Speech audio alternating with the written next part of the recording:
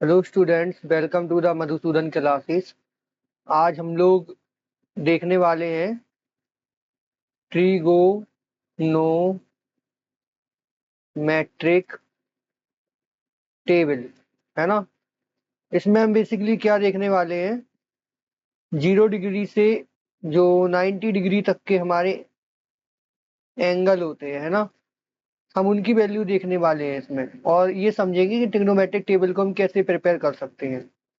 और अगर आप 4 से 5 बार ये कर लेते हैं तो आपको ये याद भी हो जाएगी आसानी से, है ना।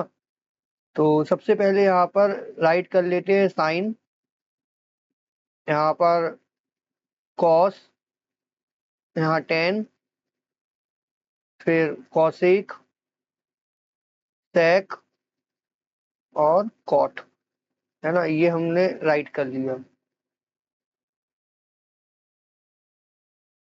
यहाँ पर 0 डिग्री, यहाँ पर हमारा 30 डिग्री,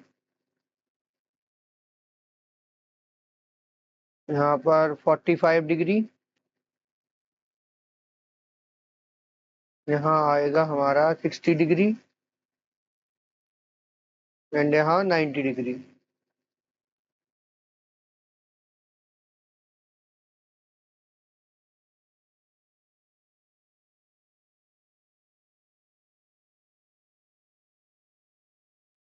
देखिए, सबसे पहले नंबर हम लोग किस तरीके से स्टार्टिंग करते हैं। आपको केवल ये साइन की वैल्यू याद रखनी है। अगर आपको साइन की वैल्यू याद हो जाती है तो ये टेबल आपके लिए पूरी आसान हो जाएगी, है ना। एक तो आपको साइन की वैल्यू याद रखनी है, और दूसरा क्या याद रखना है आपको, sine theta upon cos theta equal to tan theta होता है। ठीक है, बस आपको ये दो बातें ही याद रखनी है। अगर ये आपको याद रह जाता है तो सारी टेबल आपको अभी याद हो जाएगी, है ना। मैं आपको एक्चुअल में तरीका सिखाने वाला हूँ, रटना नहीं बताऊंगा किस तरीके से आप साइन कॉस टेन की वैल्यू को याद कर सकते हैं, बट हम समझना सीखेंगे। ठीक है, तो सबसे पहले आपको साइन 0 डिग्री की वैल्यू पता होना चाहिए, ये 0 होती है। 30 डिग्री की 1/2, ये क्या होती है, 1/√2, ये √3/2, और ये क्या होती है, 1 होती है। ठीक है, ये आपको याद रखने हैं। अब क्या करेंगे, अब ये जो 90 डिग्री की वैल्यू है, साइन 90 डिग्री की, ये कॉस 0 डिग्री की वैल्यू बन जाएगी, यानी कि ये इस साइड से रिपीट होने लगेगी। ठीक है, तो बस आपको कुछ नहीं करना है। अगर कॉस की वैल्यू निकालनी है 0, 30, 45, 60 और 90 के लिए, तो आप इसको उल्टा लिख दीजिए, 1√3/2, 1/√2, 1/2 एंड 0। तो देखा आपने कॉस की वैल्यू कितनी आसानी से आ गई।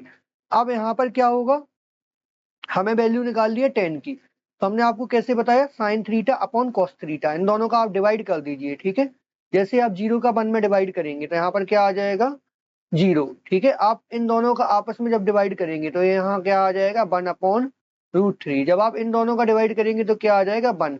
इसी तरह से यहाँ पर जो वैल्यू आएगी वो आएगी √3। यहाँ पर जो आपकी वैल्यू आएगी वो आएगी नॉट डिफाइंड।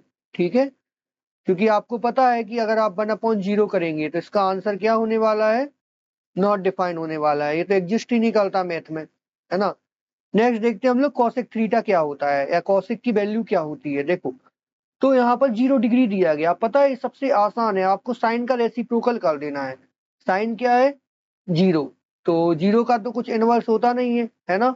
तो आपको पता होना चाहिए इसका आंसर क्या हो जाएगा, आपका नॉट डिफाइन हो जाएगा, है ना। ठीक है, इसी तरीके से हम देखते हैं 1/2, तो साइन 30 डिग्री की वैल्यू क्या हो जाएगी, 2। आपको इसको रेसिप्रोकल कर देना है, क्योंकि साइन का अपोजिट क्या होता है, कॉसेक। ठीक है, यहाँ पर आप क्या करेंगे, √2 कर देंगे, यहाँ पर 2/√3। बस मैं साइन की वैल्यू को चेंज कर रहा हूँ, यहाँ पर आप 1 कर देंगे।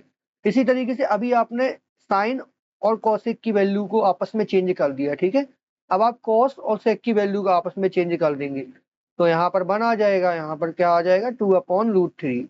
ठीक है, यहाँ पर √2/1, यहाँ पर 2/1, और यहाँ पर क्या आ जाएगा हमारा, 0/1 है, तो 1/0, है ना। ये क्योंकि 0 है तो यहाँ पर क्या हो जाएगा, 0 का रेसिप्रोकल कुछ भी होता नहीं है हमारे पास। ठीक है, तो इसका आंसर भी क्या आ जाएगा, नॉट डिफाइंड। तो ये भी हमारा आंसर यहाँ से हो गया, नॉट डिफाइंड। एक्चुअल में 0 का कुछ रेसिप्रोकल नहीं होता है ना, मैंने यहाँ पर ये बोल दिया कि जीरो का रेसिप्रोकल होता ही नहीं है, इसको हम 1/0 कभी कर ही नहीं सकते हैं। ठीक है, तो ये मैंने अभी बोला है, उस बात को आप नजरअंदाज कर दीजिए।